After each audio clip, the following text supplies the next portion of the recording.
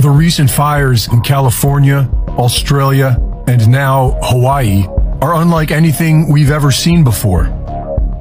They are being called forest fires and wildfires, but they are clearly something very different. These fires are burning homes into a white powdery ash footprint, while often leaving the surrounding green trees and shrubs practically untouched. Why is realtors going onto YouTube in the areas to where the fire took place, showing houses that stayed and houses that was burnt down? And as you see him pan to this one, well, what is this? This is grass with a burnt down house. In fact, look at this one that I just paused on. There's a kid's toy, plastic, still sitting there. Grass, but house is demolished and burnt down. Could someone tell me these things? Why? Google Maps has updated its images of Maui, of where it was burnt. So I want to show you the images, but I want to show you one spot first of asking, how did this place get set on fire? You see the buildings are burnt there, but there's dirt all around here. In fact, there's even the baseball fields of where it's green with grass, while these other areas are burnt.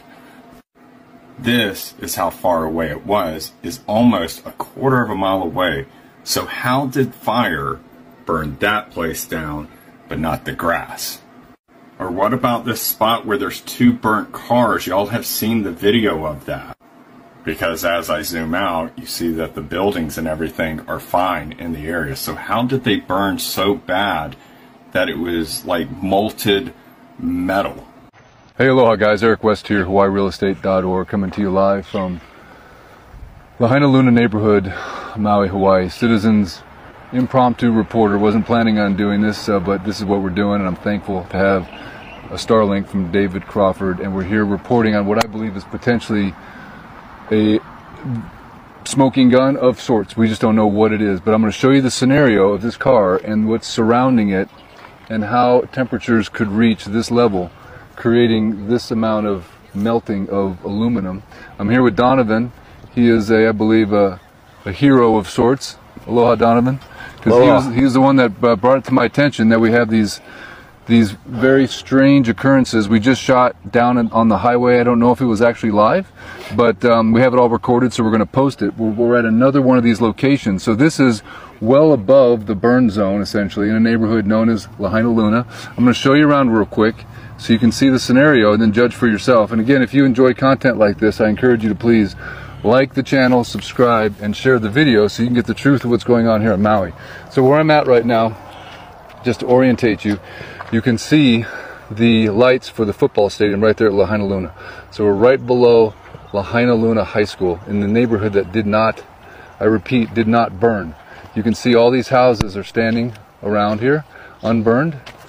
There's no burn here, okay? So to me, this is like something out of a space movie, because you have this small field with some grass that burned, right? You can see where the grass burned.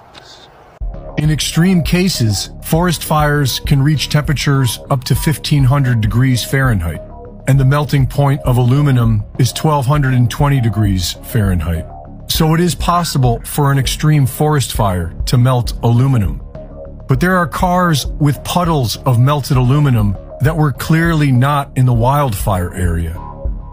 And melted glass, which has a melting point around 2500 degrees Fahrenheit. These are unexplained anomalies. In the California fires of 2018, cars were randomly bursting into flames on the freeway with no surrounding fires. We've seen these same anomalies in New York City on September 11th, 2001. Cars completely burned out with no explanation. In Maui, these unnatural fires spared the homes of the rich while burning the native homes of the working class. With precision, these fires destroyed the most envied, high-valued areas of Maui. For decades, directed energy weapons have been classified, but they have been on the public record for several years now. Directed energy weapons, known as DEWs, have the ability to burn homes with this sort of precision. But in order to be this precise, the area would have to be mapped out. In January of this year, green lasers were seen over Hawaii, which could best be described as a geospatial array for mapping terrain. A telescope located on top of a dormant Hawaiian volcano spotted these strange laser lines in the night sky. Now, before you get too excited, let me tell you this is not an alien invasion, and you didn't just enter the Matrix. While this scene only lasted for a second or less, it was certainly enough to pique the curiosity of scientists at the observatory. At first, they said it was a NASA satellite that uses lasers to measure elevation on Earth.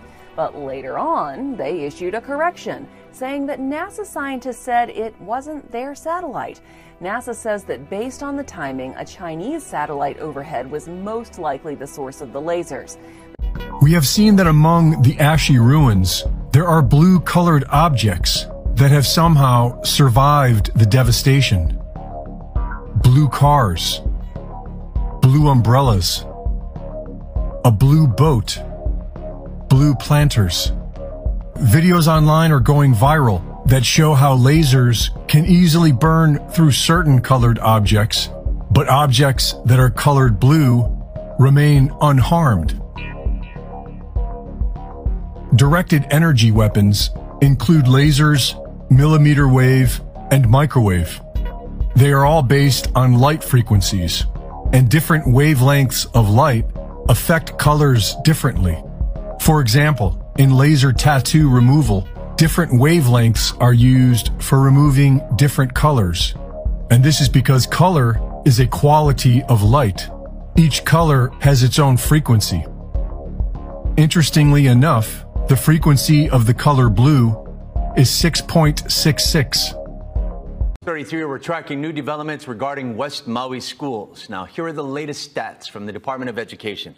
Before the fire, there were 3,001 students enrolled in that area. Since then, 778 have re-enrolled in other schools. 874 have signed up for distance learning. 129 are now enrolled in charter or independent schools. 12 have withdrawn. Now, that leaves about 1,200 students that the DOE is actively trying to contact. Nick Sorter said, "At a minimum, I believe officials are definitely hiding the real numbers, especially for missing, from the people of Maui, hoping this story goes by the wayside and their grip of power becomes less threatened. Families are left with more and more unanswered questions with each passing day." Those who have been searching for clues about what happened to their loved ones are frustrated with the lack of answers from officials. Yeah, Bridget, a lot of family members flew to Maui searching for answers and for their loved ones, and now many of them are leaving with more questions and with heartache. There are hundreds of families who don't know what's going on. They're unable to come here. They're getting bits and pieces of information, and there needs to be a hub they can go to have their questions answered. We still don't have any answers regarding the school buses as well. I had mentioned the buses on a video a few days ago, assuming you had seen the video on it already. I left you all with questions, so this next video you're about to see has no audio, but if you read along, it will explain the school bus mystery.